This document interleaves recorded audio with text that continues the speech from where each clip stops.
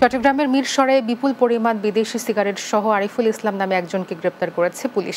এ সময় অবৈধ সিগারেট বহনকারী একটি টয়োটা পিকআপ জব্দ করা হয়। বিষয়টি নিশ্চিত করে মিরসরাই থানার অফিসার ইনচার্জ আতিকুর রহমান বলেন, অভিযানে গাড়িতে ন্যানো ওরিস সিলভার সিগারেটের ৭০,০০০ শলাকা পাওয়া যায়, যার বাজার মূল্য প্রায় ৮ লক্ষ টাকা।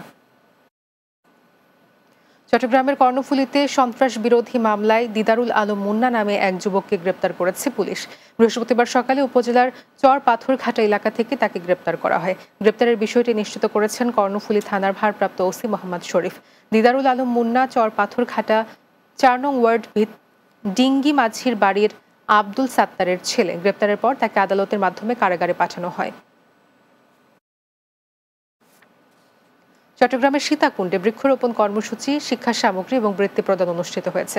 বৃহস্পতিবার সীতাকুণ্ডের জাফরনগর অপর্ণাচরণ উচ্চ বিদ্যালয় প্রাঙ্গণে অনুষ্ঠানের আয়োজন করা হয়। এতে প্রধান অতিথি ছিলেন প্রতিষ্ঠানের পরিচালনা পর্ষদের সভাপতি নাসির উদ্দিন ভূঁইয়া।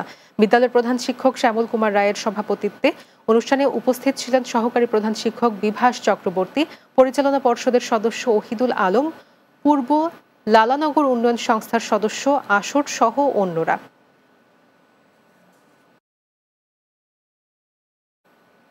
রাতের বাংলায় নিচ্ছে আরও একটি বিরতি, ফিরছি কিছুক্ষণ পরে।